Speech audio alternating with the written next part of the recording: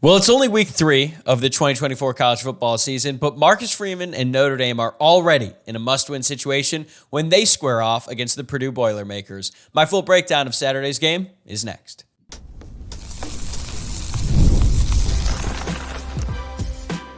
You are Locked On Irish, your daily podcast on the Notre Dame Fighting Irish.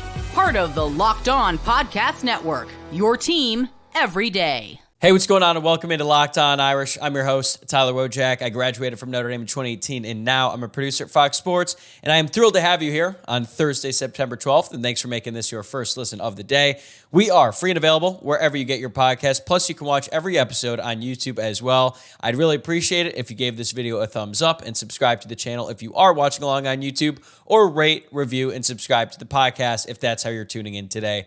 Today's episode is brought to you by FanDuel. Now through September 22nd, all FanDuel customers can bet $5 and get a 3-week free trial of NFL Sunday Ticket from YouTube and YouTube TV. Just visit FanDuel.com to get started. Okay, quick reminder though, before we get to the matchup against Purdue, this is the last call for mailbag questions this week. I'll be doing a full mailbag episode tomorrow, and if you want your questions to be featured on the show, you can submit yours in the YouTube comments or send them in on social media at Locked On Irish on X, or DM me on Instagram at Locked On Irish Pod. All right, let's get into it.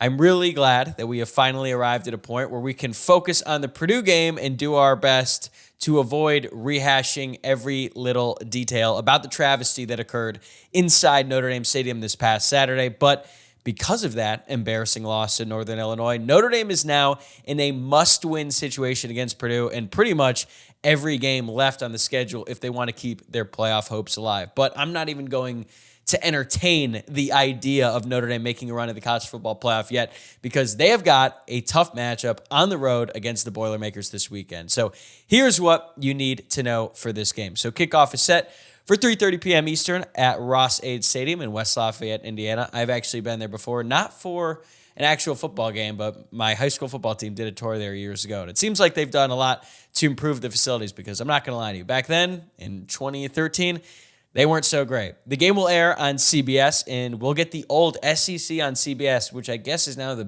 Big Ten on CBS crew, which is Brad Nessler, play-by-play, Gary Danielson, color commentator, and Jenny Dell on the sidelines. These two programs played annually from 1946 through 2014, but they've only played one time since then in 2021 when Notre Dame won 27-13. And if you remember, that was a pretty close game up until Kyron Williams just decided to put the entire team on his back and shed off like 4 or 5 tackles on a huge 52-yard running play. And that was back when Notre Dame's offense was completely anemic, and now they're in a pretty similar situation just a few years later. But Notre Dame leads the all-time series 57-26-2, and as of this recording, Notre Dame is favored by 9.5 right now by our friends at FanDuel Sportsbook. They were favored by as many as 16 points last week, but after that disgusting performance against Northern Illinois, plus the injury to Riley Leonard, the spread has come down by a full touchdown in just a few days. That's insane to see that kind of a move in such a short period of time, but that's sort of the state of things right now around the Notre Dame football program after you lose to a MAC school. The over-under is at 45.5, which is even lower than the total for Notre Dame's game against Texas A&M in the season opener, which everyone expected would be a rock fight, and sure enough, it was. Purdue is 1-0 on the year. They beat the Indiana State Sycamores 49-0 in the season opener when they had a bye in week 2, which is pretty odd. I feel like having a bye week in the second week of the season is a pretty odd thing to do, but Purdue's going to do it. I think that actually hurts them, because I feel like at the beginning of the season you want to play and sort of work out those kinks and get some continuity, especially along the offensive line, but that is not what Purdue gets. They get a bye in week 2. And if you're a little bit concerned about the score, the fact that Purdue beat Indiana State 49-0, let me just let you know that Indiana State went 1-10 last year, and they are terrible. But then again, Western Illinois was terrible, and I said that I didn't put much stock in Northern Illinois killing them, and maybe I should have. Anyway, Purdue is coached by Ryan Walters, who in his second season leading the Boilermakers.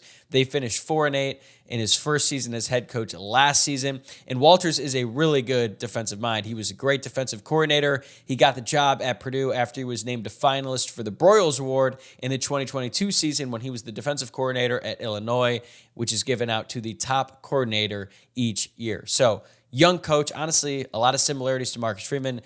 young guy who came up as a defensive coordinator, very good recruiter, and is hoping to turn that program around. So let's talk about that Purdue defense going up against the Notre Dame offense. Kevin Kane is the defensive coordinator, but as I said, Ryan Walters is going to be very involved with the defensive game plan for the Boilermakers in this one, every game going forward. And they love to stack the box and play man coverage. Marcus Freeman even addressed that in his press conference on Monday. And according to Jamie Uyeyama from Irish Sports Daily, Purdue plays more man coverage than literally any team in the country at 70% or higher. That's a lot for any college team. That's a lot for a pro team, to be honest. Like, I think Notre Dame runs a lot of man coverage, and this is even more than what Notre Dame runs. And obviously, when you run a defense like this, it has its pros and cons. You're better off stopping the run, but you're obviously more susceptible to getting beat in the passing game if you don't have the personnel on the outside to keep up in man coverage. And last year, Purdue did not have the personnel to keep up in man coverage. They finished 104th in scoring defense. They allowed 30.4 points per game. They were much better at stopping the run in the past. They were 45th in the country in rush yards allowed per game at 140 yards per game, but they were 97th in the country in pass yards allowed per game at 241 and a half. That being said, I do expect a big improvement from this defense, even though they did lose one of their best defensive players, edge rusher Nick Scorton, who you are probably familiar with because he transferred to Texas A&M. He led the Big Ten in sacks last year. That was a big loss for the Boilermakers, but I still have faith in Walters as a defensive-minded head coach. I also think that he's brought in a lot more talent, specifically on the defensive side of the ball, to get things headed in the right direction. They were really bad in his first year. I think they're going to be better this year. And one thing I feel very confident about is that they are going to be very aggressive against Notre Dame. They blitzed Indiana State on 60% of their quarterback dropbacks. They registered 3 sacks and 11 tackles for loss. So they like to create some havoc, get in the backfield, and force some negative plays. I don't think they have great personnel in their front seven. Like I just mentioned, Nick Scorton is gone, and they moved another one of their good edge rushers to inside linebacker because they're pretty thin at that position. But that's a big reason why they stack the box and they try to win the numbers game. As I mentioned, their passing defense struggled last year, and they've tried to rebuild a little bit in the transfer portal. They added a guy like Nyland Green, who went to Georgia. They also added Marcavius Brown, who went to Ole Miss, but Green is not expected to play in this game, which is probably a good thing for Notre Dame because Green was a former 5-star recruit. He's dealing with, I think it's an injury. I actually don't remember. I just noticed that he's not going to be available for this game. Marcavius Brown was okay at Ole Miss, not great in coverage, but still they are bringing in more talented players to this unit compared to what they had last year. Okay, a couple guys to keep an eye out for. This one, you need to keep an eye on him every play as well as Notre Dame. They should do the exact same. Number 31, Dylan Thieneman. He's a safety. He's a stud. He's the best player on the entire team. He's one of the best players in the entire country. He's an All-American candidate going into his true sophomore season. His older brother played football at Purdue as well, and Dylan Thieneman started every game last year as a true freshman. He had 6 interceptions, 106 tackles, and this dude is a ball hawk. He's a great tackler, and Notre Dame has to keep an eye on him every single play. He kind of reminds me of like a faster Tom Zbikowski because he also returns punts, and he's just a fearless guy back there on the back end of the defense. He was also on Bruce Feldman's Freaks list. I'm sure that there are a lot of schools around the country that would pay big money to get Dylan Thieneman to leave Purdue and come play for them. But right now, it doesn't look like he's going to go anywhere. He's going to stay around. This, like I said earlier, his brother played at Purdue, and I think that this is going to be a guy who could make a difference in this game if Notre Dame, if they test him in coverage, he could get an interception, but he is definitely the most important player to this Purdue defense and arguably their entire team. A couple other guys keep an eye out for. Number 15, Will Helt. He's an edge rusher. He had 2 sacks and 3 tackles for loss in week 1. He's a big dude, 6'6", 250 pounds. He's young. He's just a true sophomore, but has a lot of potential, and he could create some havoc here in this game.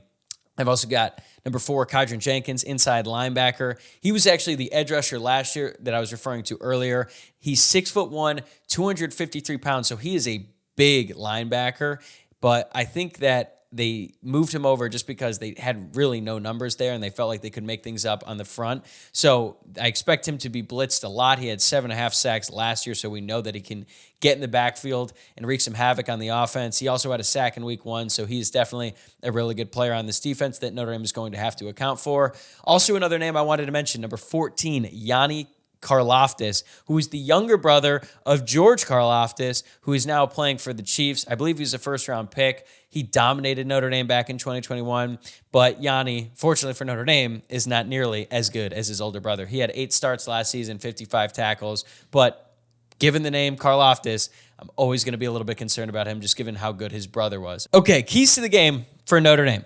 How about you complete a pass downfield?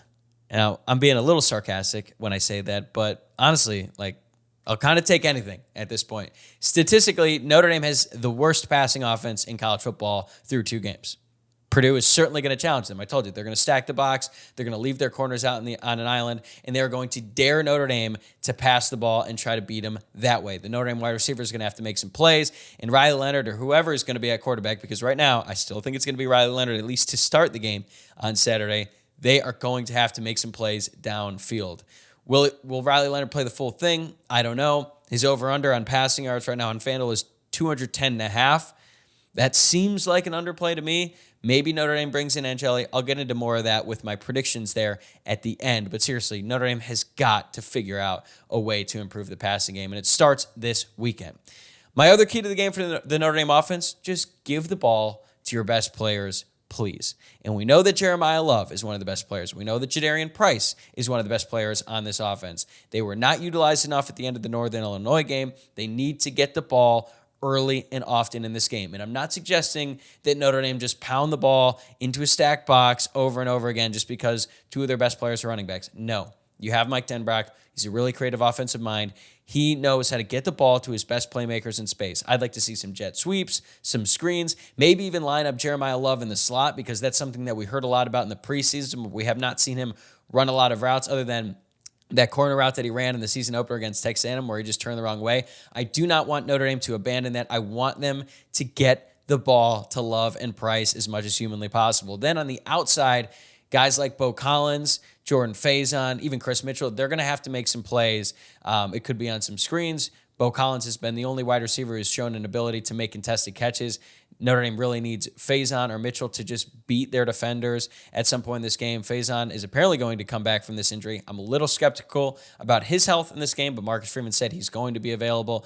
But Notre Dame should have mismatches going up against this Purdue defense, and they need to be able to take advantage of them. But the most important thing to me is pass the ball downfield, get something going, get some momentum there, get your wide receivers involved, get Mitchell Evans involved. I know he's still ramping up from his injury, but they really need to just get the ball to their best players and let them win the game, because it felt like way too often in that Northern Illinois game, there was no plan, there was no identity, and if you're still figuring things out, the one thing that you should have figured out by now is who are your best players, and I think at this point we know it's Love, it's Price, it's Bo Collins, it's Mitchell Evans. Get them the ball. All right, coming up next, is Notre Dame's defense going to look like the one who shut down Texas A&M or the one who got pushed around by Northern Illinois? Today's episode is also brought to you by Factor. Warmer, sunnier days are calling. Fuel up for them with Factor's no prep, no mess meals. Meet your wellness goals in time for summer thanks to the menu of chef-crafted meals with options like Calorie Smart, Protein Plus, and Keto. Factor's fresh, never frozen meals are dietitian approved and ready to eat in just 2 minutes, so no matter how busy you are, you'll always have time to enjoy nutritious, great tasting meals. Make today the day you kickstart a new healthy routine. What are you waiting for? Because with over 35 different meals and more than 60 add-ons to choose from every week, you'll always have new flavors to explore. Crush your wellness goals this month with dietitian-approved meals and ingredients that you can trust. Make your day delicious from breakfast to dessert. Stay fueled with easy, nutritious options. And treat yourself to restaurant-quality meals that feature premium ingredients like filet mignon, shrimp, and blackened salmon. Keep kitchen time to a minimum. Factor meals are ready in 2 minutes. No shopping, prepping, cooking, or cleaning up. And you can enjoy effortless support for your lifestyle. Choose from 6 menu preferences to help you manage calories, maximize protein intake, avoid meat, or simply eat well-balanced. Head to factormeals.com/LockedOnCollege50 and use code LockedOnCollege50 to get 50% off your first box plus 20% off your next month. That's code LockedOnCollege50 at factormeals.com/LockedOnCollege50 to get 50% off your first box plus 20% off your next month while your subscription is active. Today's episode is presented by FanDuel. You've heard me talk a lot about FanDuel, America's #1 sportsbook. Well, we have something a little different for you this month. So now through September 22nd, all FanDuel customers can bet $5 and get a 3-week free trial of NFL Sunday Ticket from YouTube and YouTube TV. Then, with the YouTube TV base plan, you'll be able to watch every regular season Sunday afternoon out of market game. All you need is a Google account and a current form of payment, and you can cancel at any time. I honestly cannot recommend this enough. I've had YouTube TV for years. It's great. It's affordable. And this Sunday ticket option makes it even better. Like, what's better than watching your favorite team play every Sunday?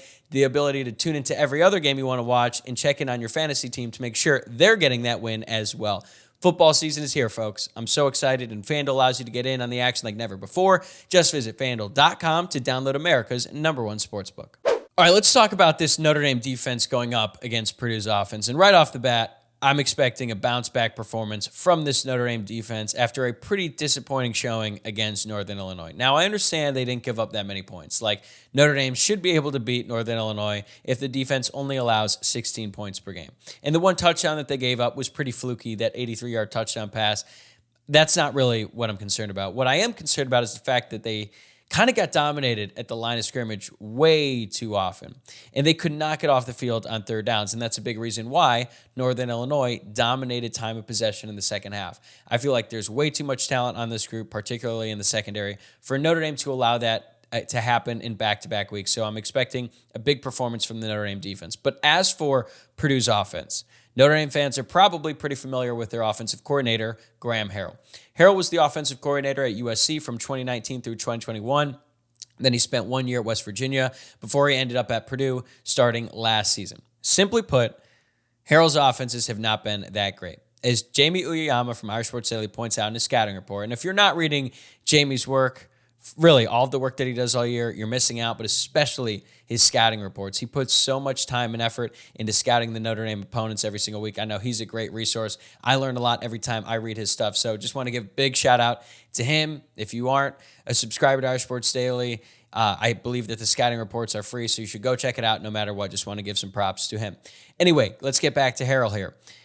His offenses at USC got worse every single year that he was there in terms of scoring offense. And then that trend kind of continued at West Virginia because he didn't necessarily light it up when he was with the Mountaineers. And then last year at Purdue, they were not very good either, but I don't really blame him too much for that because it's not like he walked into a situation where they had a ton of firepower on the offensive side of the ball. He's not nearly as good of an offensive coordinator as he was as a college football player because you might remember Harrell from his playing days when he was the quarterback at Texas Tech under Mike Leach.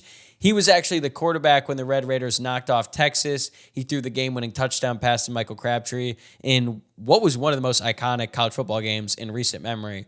And he was the leader of that offense during like the heyday of the Mike Leach Texas Tech era. So it's really not that surprising to realize that he has kept a lot of those air raid principles and he applies them in his offenses. Although I will say that he does run the ball more than those Texas Tech teams. Like last year, Purdue finished 44th in the country in rush yards per game with 168.8. They have a pretty decent running back this year. So they are going to pound the rock. It's not going to be completely basketball on grass like it was at Texas Tech. As for their quarterback, it's Hudson Card, the transfer from Texas. It's his second year in the system. And some of you might remember this. Do you remember when there was actually a point in time when it felt like Hudson Card was going to be the quarterback for Notre Dame, but instead Notre Dame got Sam Hartman? Well, before we knew that Sam Hartman was even going to be an option for Notre Dame, I do remember Hudson Card was looked at as a potential option for Notre Dame because he was a highly touted recruit coming out of high school. He came in for relief of Quinn Ewers once he went down with an injury against Alabama, and he actually looked pretty decent in that game. He was a good runner, but he never really could put together a string of consistent performances when he was the quarterback at Texas, plus they had Quinn Ewers, and then they also had Malik Murphy and then Arch. So Hudson Card left. He ended up at Purdue, and he was mediocre last year. So for all the complaints about Sam Hartman, he was a better option than Hudson Card. That I can assure you. Card completed 58.9% of his passes last year for only 2,387 passing yards, 15 touchdowns through the air, 8 interceptions, although he is more of a dual threat guy than Sam Hartman. He had 203 rushing yards last year and 5 touchdowns. He's not like a super speedy guy. He's not like a Ian Book type scrambler or anything like that, but he is a threat in the read option game. He's a big guy, and considering how much Purdue is going to try to spread out the field, like when they run the read option or RPO concepts like that, the Notre Dame defense is going to have to take into account Card's running ability on pretty much every single play. Now, I will say, Card absolutely shredded Indiana State in the season opener. He went 24 of 25 for 273 yards passing, 4 touchdowns, and 0 picks. And look, I know it's Indiana State. Those numbers are impressive, man. That's hard to do if you're just running routes on air, right, with no defense, let alone an actual college football defense out there trying to stop you. Now, if you watch the tape, a lot of guys are kind of running wide open, but there were a couple throws in there. I was like, okay, Hudson Card, I see you. But he doesn't really have a ton of great options to throw the ball to. Like, remember when Drake London torched Notre Dame when he was at USC back in 2021? Graham Harrell was the offensive coordinator. London finished that game with 15 receptions for 171 yards. He's a big body receiver who was their entire offense. They would throw screens to him. They'd throw it downfield. He was everything to that group. Well, Purdue doesn't have Drake London, but they tried to rebuild him in the aggregate with other big body wide receivers and tight ends. Shout out to all my Moneyball fans out there who get that reference.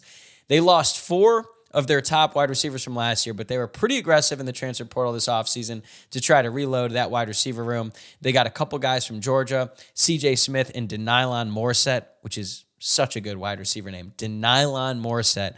Both of these guys are blue chip recruits. They weren't going to ever play at Georgia, so they left, and now they're getting more playing time at Purdue. However, CJ Smith is actually not going to be playing in this game, so they have some other guys that they can throw to. I'll get to some players to watch on the Purdue offense in a second, but the biggest issue for Purdue last year was on the offensive line.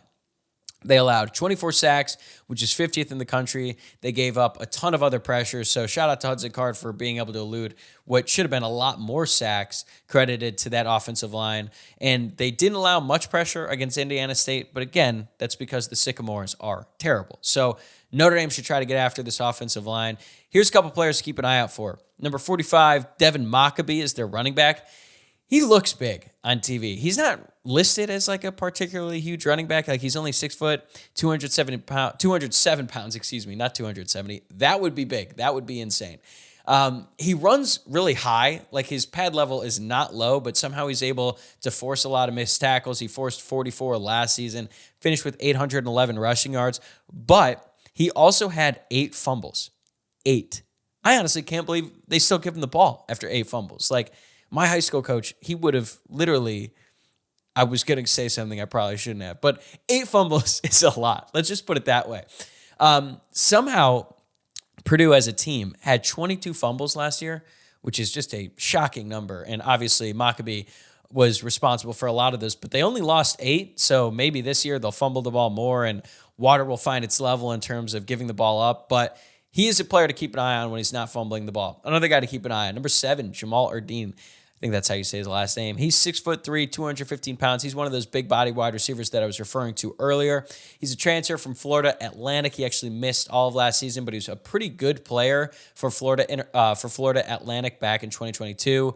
Had 6 touchdowns, 570 receiving yards, and I think that the plan was for him to be the wide receiver number 1 last year, but because he missed the whole season, they're trying to work him back into that role this year. And as we know, based on some other injuries that Notre Dame players have experienced in the past, like just because a guy is back after a year off from a significant injury doesn't mean they're always completely ready to go. So it'll be interesting to see if Jamal is ready and he's clicking on all cylinders with or against Notre Dame this week.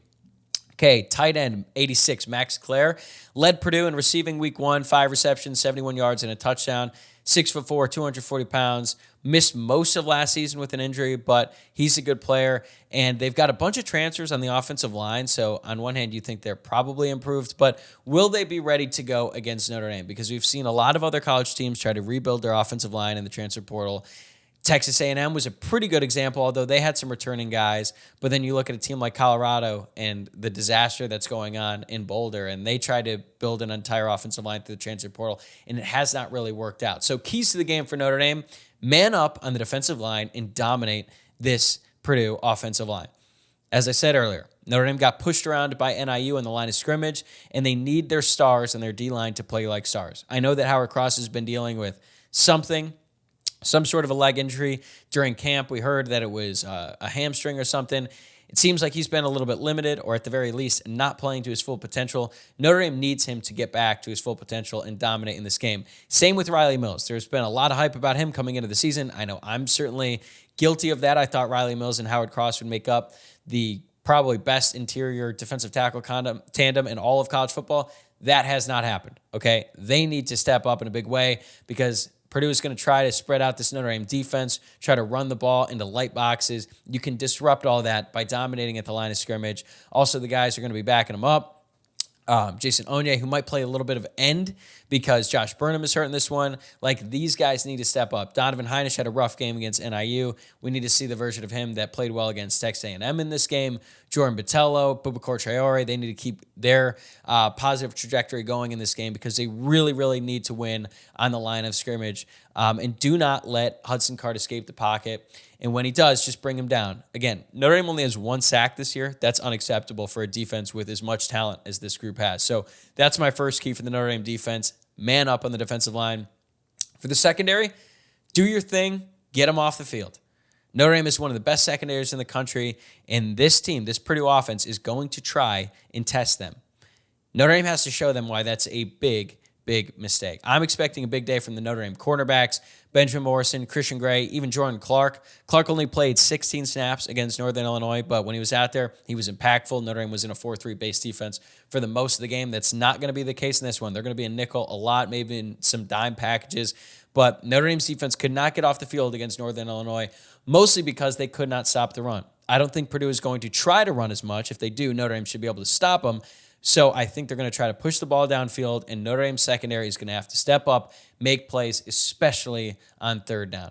They really, really need to come through on this one. And for the defense as a whole, force turnovers, because I don't have all that much confidence in the Notre Dame offense that they're just going to come out this week ready to go and move the ball downfield. The defense is going to have to step up in this game and help out the offense by getting turnovers. Notre Dame won the turnover battle in the first game. Big reason why they won the game. They lost it in the second game. Big reason why they lost. Notre Dame honestly might even need a defensive touchdown in this game to win. I know that's a lot to ask of a defense, but I think that they're going to have some opportunities because Purdue is going to try to throw the ball downfield. Notre Dame has guys like Benjamin Morrison, Watts, a bunch of really talented players in the secondary. They're going to have to make some plays. I have a lot of confidence in this group, particularly the secondary, that they're going to step up and be ready to go. But for Notre Dame to avoid back-to-back losses, this defense has to come out firing out of the gates. Do not give that Purdue offense any momentum, any chance that they're going to move the ball at all in this game. I am confident that they will. All right, we still have special teams to talk about, and Marty Biagi's group is going to have to step it up after last week. Plus, my official score prediction, that's next on Locked On Irish. Today's episode is also sponsored by LinkedIn. When you're hiring for your small business, you want to find quality professionals that are right for the role. That's why you have to check out LinkedIn Jobs. LinkedIn Jobs has the tools to help find the right professionals for your team faster and for free. Speaking from my own experience, I know that whenever we're looking to make a new hire, we use LinkedIn to help find the perfect new team member, and it's so easy because they do the heavy lifting. LinkedIn isn't just a job board. They help hire professionals you can't find anywhere else, even those who aren't even actively searching for a new job but might be open to the perfect role. In a given month, over 70% of LinkedIn users don't visit other leading job sites. So if you're not looking on LinkedIn, you're looking in the wrong place. On LinkedIn, 86% of small businesses get a qualified candidate within 24 hours. Hire professionals like a professional on LinkedIn. Post your job for free at linkedin.com/lockedoncollege. That's linkedin.com/lockedoncollege to post your job for free. Terms and conditions apply. All right, let's talk some special teams. Outside of Mitch Jeter in week one, Notre Dame's special teams have played really poorly so far this season, which has been a pretty big disappointment because I think Marty Biagi is a good special teams coordinator, and I think that, you know, with the conversation about James Rendell going into the season and adding Jaden Harrison in the transfer portal to return kicks, like, there were high expectations for this group. And so far, outside of Mitch Jeter in that week one performance against Texas A&M, we really have not seen a whole lot to get excited about for Notre Dame's special teams. I thought for sure Jaden Harrison was going to break off a big one against Northern Illinois because they literally could not kick the ball to the end zone. He had that one nice return. I expected a little bit more out of him. And James Rendell, needless to say, he's been a big disappointment as the punter. He's not consistent at all. And look, I understand it's only his second game ever playing college football, but when you consider the conversation about him going into the season, it's been a disappointment, and he needs to figure it out in a hurry. Also, the fact that Notre Dame had 2 field goals blocked against Northern Illinois, absolutely unacceptable. I'll give him a little bit of the benefit of the doubt in the second one because it's a 62-yarder. Mitch Jeter was going to kick that low anyway. The first one, come on. I believe Pat Coogan got driven off the ball. That can't happen anymore. All right, let's talk about Purdue, though. Purdue has a true freshman place kicker. He's not had a field goal attempt in his career. So it'll be really interesting if he has to come in a critical moment because he has kicked extra points, but their kicker from last year, I believe, finished 6 of 11. He was pretty inaccurate, and now he only handles kickoffs. So they're putting their faith in a true freshman kicker. I don't think Notre Dame will ever do that. They're only going to get kickers out of the transfer portal, and that I totally get because you want to get a kicker who's actually proven that he can do it in a college football stadium. They also have an Australian punter as well, but he at least played college football before he transferred from Mississippi State. And that's really all I got on the Purdue special teams, other than the fact that Dylan Thieneman is their punt returner. I said earlier, he reminds me of Tom Zbikowski. He's a gamer. I hope Notre Dame does not allow him to get a punt return because he's a big-time player, man, and he's the type of player who can return one to the house, get the whole crowd riled up, and change the course of a game. So Notre Dame should try to avoid him at all costs on defense or when they're on offense and when he's returning punts. All right, it's prediction time. I feel like I've had a really good read on 6 out of the 8 quarters that Notre Dame has played this season. I feel like I was all over it with the Texas A&M game. Everybody knew points would be a struggle, and I said the turnover battle and explosive plays would be the difference in a Notre Dame win. That is exactly what happened. Then I said Notre Dame would struggle in the first half against Northern Illinois, and sure enough, they did. But I expected Notre Dame to pull away in the second half of that game, go on to win 27-6 against Northern Illinois, and that most certainly did not happen. And because of the way that second half played out, I mean, everything I feel or felt, I should say, about this team and this season is totally up in the air.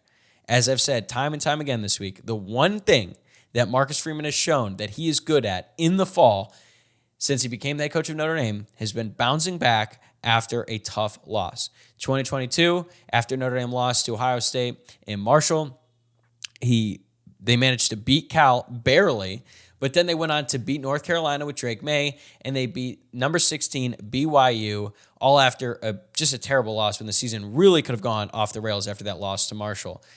Then later on that year, they lost to Stanford, but then they won the next 5 games after that, including 2 over-ranked teams in Syracuse and a top 5 team in Clemson.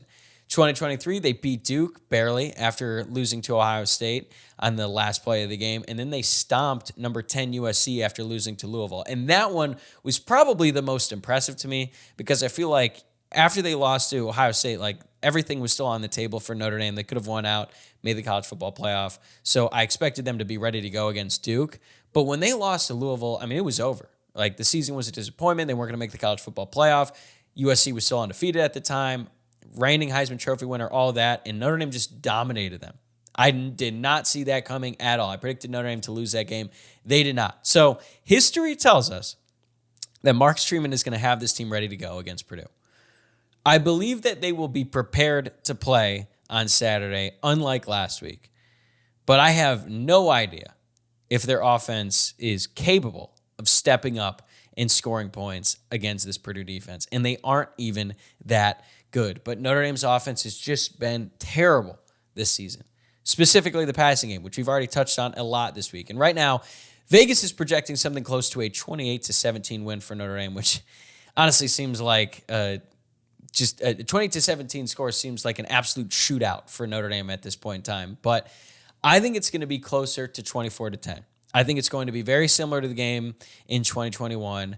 I think Notre Dame is going to score late to put it away, but it's going to be a one-score game throughout most of the matchup, and it's going to be a dogfight, and it's probably going to be a very tense first half.